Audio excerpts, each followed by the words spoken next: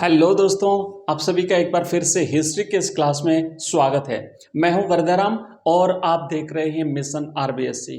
दोस्तों, हिस्ट्री का जो हमारा एग्जाम है उसके लिए हमें जितना अब ज़्यादा से ज़्यादा हो सके उतना अभ्यास करना है, क्योंकि एग्जाम में भी टाइम है और जो प्रश्न हम करेंगे वो बिल्कुल मोस्ट इंपोर्टेंट प्रश्न हम करने वाले हैं। ये हमारी जो क्लास रहेगी इसमें हम बिल्कुल अति लघुतरात्मक प्रश्नों का अभ्यास कर रहे हैं जो आपकी परीक्षा के लिए बहुत ही इंपॉर्टेंट है।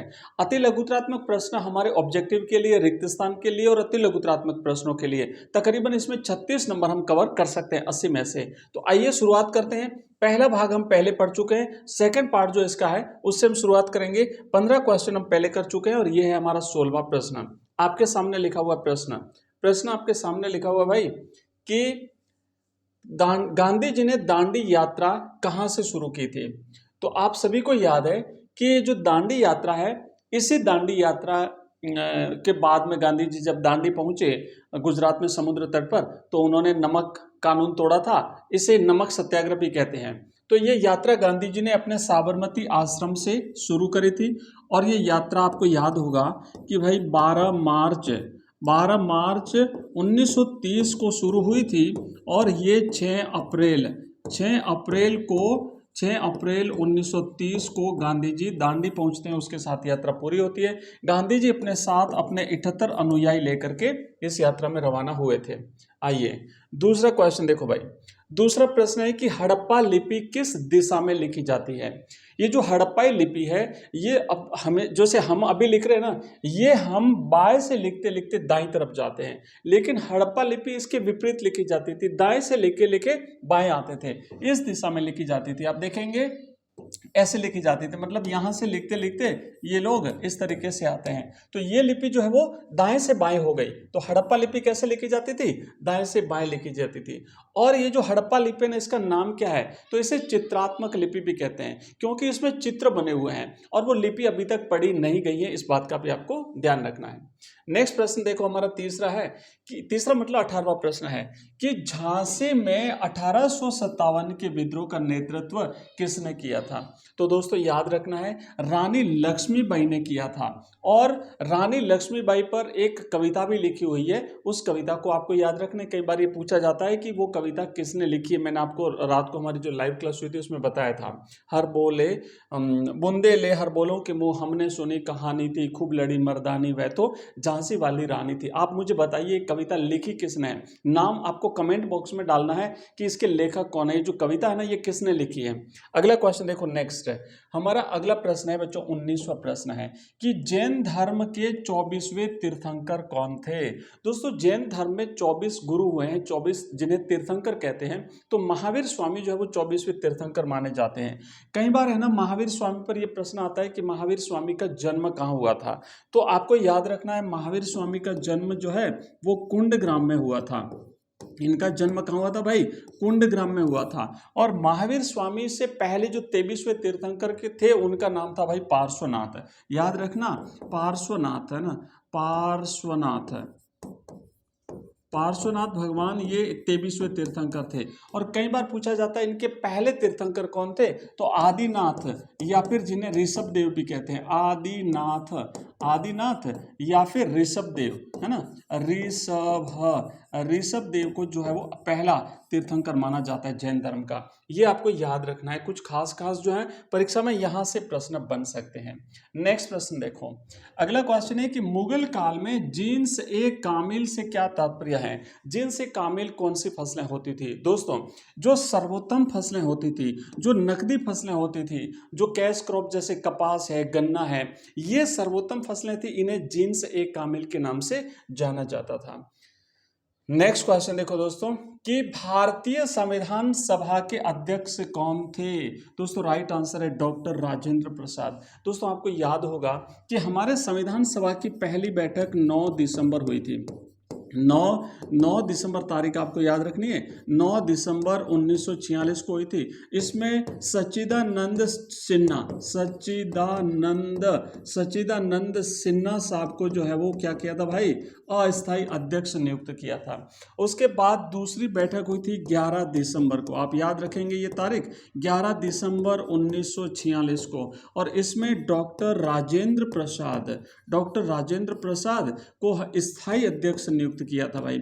और यही डॉक्टर राजेंद्र प्रसाद जो है ये हमारे देश के पहले राष्ट्रपति बनते हैं। और उसके बाद आपको याद होगा एक और बैठक हुई थी इसी संविधान सभा की, वो बैठक हुई थी 13 दिसंबर 1946 को, और इसमें पंडित जवाहरलाल नेहरू ने उद्देश्य प्रस्ताव पेश किया था भाई। उद्देश्य प्रस्ताव जो है वो पेश किया था। ये 3 तारीख आप लोगों को याद रखनी है, बिल्कुल इंपॉर्टेंट है, पहली, दूसरी और तीसरी। आइए आगे बढ़ते हैं। नेक्स्ट प्रश्न देखो, हमारा 22वां प्रश्न है, पितृवंशिकता का क्या अर्थ होता है। बिल्कुल सिंपल सा है भाई, पिता से पुत्र को और पुत्र से पौत्र को और पौत्र से फिर प्रपौत्र को जो संपत्ति का हस्तांतरण होता है उसे हम पितृसत्तात्मक परिवार कहते हैं, पितृवंशिकता कहते हैं। नेक्स्ट प्रश्न है कि बंगाल में स्तंभरारी बंदोबस्त जो है वो कब लागू हुआ था। तो स्तंभरारी बंदोबस्त का दूसरा नाम है दोस्तों स्थायी बंदोबस्त, याद रखना स्थायी बंदोबस्त है। और ये जो स्थायी बंदोबस्त है, इस स्थायी बंदोबस्त को 1793 में इसे लागू किया गया था। ये एक राजस्व व्यवस्था थी। अगर प्रश्न बनता भाई स्तंभरारी बंदोबस्त क्या है, तो ये राजस्व व्यवस्था थी, राजस्व कलेक्शन की व्यवस्था थी, जो अंग्रेजों ने जमींदारों के साथ, याद रखना भाई, ये किसके साथ करी थी, ये जमींदारों के साथ। इसमें क्या होता था कि जमींदारों को एक निश्चित धनराशि जो है वो अंग्रेजों को जमा करानी पड़ती थी, और एक फिक्स टाइम होता था किस तारीख को कितने बजे तक। तो उसमें क्या होता था, सूर्यास्त का नियम होता था, मतलब सूर्य अस्त होने से पहले पहले। तो सूर्यास्त का नियम क्या है, अगर प्रश्न बनता है भाई, सूर्यास्त का नियम क्या है, यानी जो स्तंभरारी बंदोबस्त था या स्थायी बंदोबस्त था, इस स्थायी बंदोबस्त में जमींदारों को एक निश्चित दिन सूर्यास्त से पहले पहले जो लगान होता था, जो राजस्व की राशि होती थी निर्धारित, वो अंग्रेजों के पास जमा करानी पड़ती थी।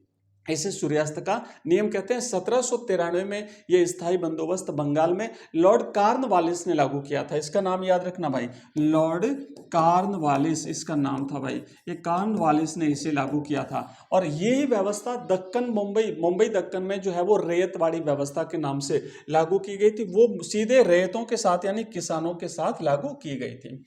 अगला क्वेश्चन है कि खालसा पंथ की स्थापना किसने की थी। दोस्तों याद रखना, गुरु गोविंद सिंह जी ने। ये सिख धर्म के 10वें गुरु थे, गुरु गोविंद सिंह जी, इन्होंने खालसा पंथ की स्थापना की थी। नेक्स्ट प्रश्न देखो भाई, ब्राह्मी और खरोष्टी लिपियों को सबसे पहले किसने पढ़ा था। तो जेम्स प्रिंसेप ने ब्राह्मी और खरोष्टी लिपियों को दोस्तों 1838 में, याद रखना 1838 में जो है वो 1838 में जेम्स प्रिंसेप ने पढ़ा था। जेम्स प्रिंसेप जो वो ईस्ट इंडिया कंपनी में एक अधिकारी के तौर पर नियुक्त थे। अगला क्वेश्चन देखो, नेक्स्ट अगला प्रश्न है, ये इंपॉर्टेंट प्रश्न है भाई, इस प्रश्न को मैं यहाँ पे लिख देता हूँ, ये इंपॉर्टेंट है, आप इसे नोट कर लीजिए। यह गिलास फल एक दिन हमारे ही मुंह में आकर गिरेगा, यह कथन किसने कहा था। दोस्तों लॉर्ड डलहौजी ने कहा था। किसके लिए कहा था, ये अवध के लिए कहा था, अवध रियासत को। और आखिरकार अवध पर कुशासन का आरोप लगा करके अंग्रेजों ने इसे ब्रिटिश शासन में शामिल कर लिया था, ईस्ट इंडिया कंपनी ने अपने उसमें। नेक्स्ट प्रश्न देखो, सांची का स्तूप भारत के किस राज्य में स्थित है। दोस्तों भारत के मध्य प्रदेश राज्य में स्थित है, और ये मध्य प्रदेश के रायसेन जिले में स्थित है, मध्य प्रदेश के रायसेन जिले में स्थित है। और सांची, भोपाल की बेगमों ने इसे जो है वो संरक्षण प्रदान किया था। नेक्स्ट क्वेश्चन देखो भाई, अगला हमारा प्रश्न है कि अवध को ब्रिटिश साम्राज्य में कब मिलाया गया। तो 1856। और कैसे मिलाया था, तो अवध पर कुशासन का आरोप लगा करके अंग्रेजों ने इसे ब्रिटिश शासन में मिला दिया गया था। नेक्स्ट प्रश्न है कि प्राचीन काल में श्रेणी किसे कहा जाता था। दोस्तों जो शिल्पकार और व्यापारियों का जो संघ होता था, समूह होता था, उसे जो है वो श्रेणी कहा जाता था, याद रखना है। नेक्स्ट क्वेश्चन है विजयनगर साम्राज्य का पतन किस युद्ध के बाद हुआ? दक्कन में भाई हरिहर और बुक्का नामक दो भाइयों ने 1336 में एक विजयनगर साम्राज्य की स्थापना की थी, जिस पर टोटल 4 राजवंशों ने शासन किया था, संगम वंश, सुलु वंश, तुलु वंश और अराधीव वंश। और आखिरकार 1556 में भाई आखिरकार 1556 में एक युद्ध हुआ था। इस युद्ध को राक्षस तांगड़ी का युद्ध भी कहते हैं, और इस युद्ध में या तालीकोटा का युद्ध भी कहते हैं। और इस युद्ध में एक तरफ 3 पड़ोसी राज्यों की सेना थी, एक तरफ विजयनगर की सेना थी, और इसमें इस विजयनगर की हार हो गई थी और विजयनगर साम्राज्य नष्ट हो गया था। नेक्स्ट क्वेश्चन देखो भाई, पूना पैक्ट किसके बीच में हुआ था? इंपोर्टेंट प्रश्न है, और विजयनगर वाला भी इंपोर्टेंट था, ध्यान रखना। तो महात्मा गांधी और डॉक्टर BR अंबेडकर साहब के मध्य एक समझौता हुआ था दोस्तों, इसे पूना पैक्ट के नाम से जाना जाता है। नेक्स्ट प्रश्न है कि महाभारत का समालोचनात्मक संस्करण किसने तैयार किया था? भाई VS सूक्तांकर एक जो संस्कृत के विद्वान पंडित थे, एक संस्कृत के विद्वान थे भाई, इनके नेतृत्व में एक परियोजना शुरू हुई थी महाभारत के समालोचनात्मक संस्करण को तैयार करने की, और ये टोटल 47 वर्षों तक ये काम हुआ था, और उसके बाद ये जो है वो ये काम पूरा हुआ था। तो आपको याद रखना VS सूक्तांकर 1919 में शुरू हुआ था। नेक्स्ट है कि करो या मरो का नारा किस आंदोलन में दिया गया था? दोस्तों भारत छोड़ो आंदोलन 1942 में शुरू हुआ था मुंबई से, और इसी में गांधी जी ने करो या मरो का नारा दिया था। नेक्स्ट क्वेश्चन देखो, अगला प्रश्न है कि इब्न बतूता ने भारत की किस संचार प्रणाली की प्रशंसा की थी? दोस्तों भारत की डाक व्यवस्था की जो है वो इसने प्रशंसा की थी, और भारत में 2 प्रकार की डाक व्यवस्थाओं की बात हुई है, एक पैदल डाक व्यवस्था और एक घुड़सवार डाक व्यवस्था। और ये इब्न बतूता जो है वो मोरक्को से भारत आया था 14वीं शताब्दी में, और इस इब्न बतूता को जो है वो दिल्ली का काजी भी नियुक्त किया था 1 साल के लिए। नेक्स्ट प्रश्न है कि हड़प्पा सभ्यता की सबसे विशिष्ट पुरावस्तु कौन सी है? इंपोर्टेंट प्रश्न है, बार बार पूछा जाता है। कई बार ऐसा होता है कि जो सबसे इजी चीज होती है ना, हमें अच्छी तरह से याद होती है, वही चीज परीक्षा में आ जाती है और हम भूल जाते हैं। तो हड़प्पा सभ्यता की सबसे विशिष्ट पुरावस्तु वहां की मोहरें थी, कि माल को एक स्थान से दूसरे स्थान पर भेजने के लिए उसके ऊपर ठप्पा लगाया जाता था, और वो मोहरें जो है अगर सही सलामत होती थी तो कहने का मतलब है माल सही सलामत होता था। तो हड़प्पाई मोहर जो है वो बिल्कुल विशिष्ट पुरावस्तु है। नेक्स्ट प्रश्न है भाई, मुगल काल में खुदकास्त किसान कौन होते थे? जो खुद की जमीन पर खेती करते थे या खुद के गांव में खेती करते थे वो खुदकास्त किसान कहते थे, जो उसी गांव में रहते हुए खेती करते थे जहां पर उनकी जमीन होती थी। एक होते थे पाईकास्त किसान, जो दूसरों के गांव में जाकर के खेती करते थे। नेक्स्ट प्रश्न है कि नल हीरा दिव्य प्रबंधम किस संतों का काव्य संकलन है? दोस्तों दक्षिण भारत में अलवार एक संप्रदाय था जो भगवान विष्णु को अपना आराध्य मानते थे। इन्होंने एक ग्रंथ लिखा था जिसे नल हीरा दिव्य प्रबंधम कहते हैं, और ये तमिल वेद माना जाता है या पंचम वेद के रूप में भी जाना जाता है। अगला क्वेश्चन है कि संविधान सभा में उद्देश्य प्रस्ताव किसने पेश किया था? दोस्तों पंडित जवाहरलाल नेहरू ने संविधान सभा में 13 दिसंबर 1946 को उद्देश्य प्रस्ताव पेश किया था। यही उद्देश्य प्रस्ताव आज हमारे संविधान की प्रस्तावना के रूप में है, जिसे हम कहते हैं ना कि हम भारत के लोग भारत को एक संपूर्ण प्रभुत्व संपन्न समाजवादी पंथ निरपेक्ष लोकतांत्रिक गणराज्य बनाने के लिए इस प्रकार, और फिर लास्ट में उसकी तारीख लिखी हुई है कि आज दिनांक इतने इतने को हम इसे अंगीकृत, नियमित और आत्मार्पित करते हैं। महात्मा बुद्ध ने अपना प्रथम उपदेश कहाँ दिया था? भाई महात्मा बुद्ध जो हैं इन्होंने अपना प्रथम उपदेश सारनाथ में दिया था। कई बार जो है बुद्ध का जन्म पूछा जाता है तो लुम्बिनी वन आपको याद रखना है, लुम्बिनी में इनका जन्म हुआ था। नेक्स्ट प्रश्न है कि दामिनी कोह का संबंध किससे है? आपको याद होगा राजमहल की पहाड़ियों में जो पहाड़िया जनजाति थी, उन पहाड़िया जनजातियों की जमीन का सीमांकन करके, और उनकी जो जमीन थी वो संथालों को दी गई थी, तो इसे दामिनी को कहते हैं। जमीन का सीमांकन संथालों की भूमि से संबंध है, मतलब पहाड़ियों की भूमि का सीमांकन करके संथालों को दी गई थी। नेक्स्ट क्वेश्चन है कि कृष्णदेव राय विजयनगर के किस राजवंश से संबंधित थे? मैंने आपको पहले ही बताया विजयनगर साम्राज्य पर 4 राजवंशों ने शासन किया था। पहला राजवंश था संगम वंश, दूसरा था सुलु वंश, तीसरा था तुलु वंश। तो ये जो कृष्णदेव राय हैं ये तुलु वंश से संबंधित थे और विजयनगर साम्राज्य के सबसे प्रतापी शासक माने जाते हैं। और चौथा वंश था उसे अराधीव वंश कहते हैं। नेक्स्ट क्वेश्चन है कि भारतीय पुरातात्विक सर्वेक्षण के पहले डायरेक्टर जनरल कौन थे? तो भाई जो पहले डायरेक्टर जनरल थे अलेक्जेंडर कनिंघम, याद रखना है आपको। नेक्स्ट क्वेश्चन है कि गांव की पंचायत के मुखिया को क्या कहा जाता था? इसे मुकद्दम या मंडल कहा जाता था। मध्यकालीन भारत की बात है। चोरी चोरा की घटना के बाद गांधी जी ने कौन सा आंदोलन वापस लिया था? असहयोग आंदोलन गांधी जी ने वापस लिया था। गांधी जी की शर्त थी कि जो असहयोग आंदोलन है ये अहिंसक होना चाहिए, लेकिन उत्तर प्रदेश के गोरखपुर के चोरी चोरा कांड पर 1921-22 में एक घटना हुई थी जहां पर लोगों ने पुलिस थाने को घेर करके उसमें आग लगा दी थी और उसमें हिंसा हो गई थी, इसलिए गांधी जी ने इस असहयोग आंदोलन को वापस ले लिया था। नेक्स्ट प्रश्न है कि फ्रांसवा बर्नियर पैसे से क्या था? दोस्तों, फ्रांसवा बर्नियर एक चिकित्सक था जो मुगल दरबार में एक चिकित्सक बन के आया था, लेकिन साथ ही साथ वो एक राजनीतिक दार्शनिक भी था और एक इतिहासकार भी था, एक यात्री भी था। नेक्स्ट प्रश्न है कि मौर्य साम्राज्य का संस्थापक कौन था? दोस्तों, चंद्रगुप्त मौर्य मौर्य साम्राज्य के संस्थापक थे और इनके गुरु का नाम विष्णुगुप्त था, जिन्हें कौटिल्य और चाणक्य के नाम से भी जाना जाता है। नेक्स्ट प्रश्न है कि पांचवी रिपोर्ट ब्रिटिश संसद में कब पेश की गई थी? इंपोर्टेंट प्रश्न है, लिख देना। पांचवी रिपोर्ट 1813 में जो है वो ब्रिटिश संसद में पेश की गई थी।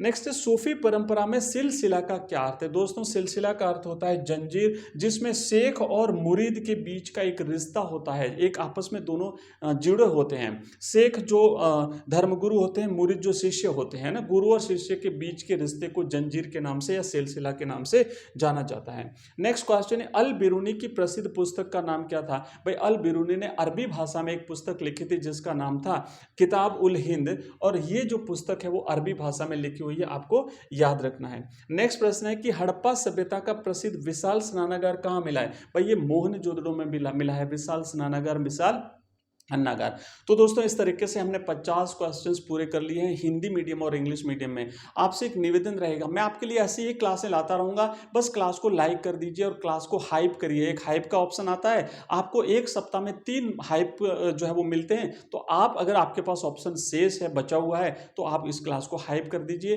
ताकि ये क्लास ज़्यादा से ज़्यादा बच्चों के पास पहुँचेगी। और इसी तरीके की क्लास के लिए या और किस टाइप का कॉन्टेंट आप चाहते हैं, मुझे कमेंट बॉक्स में कमेंट डाल देना। मैं आपके लिए हिंदी और इंग्लिश दोनों मीडियम में कंटेंट उपलब्ध करा दूंगा। मिलते हैं अगली नई क्लास में, तब तक के लिए पढ़ते रहिए, आगे बढ़ते रहिए। धन्यवाद।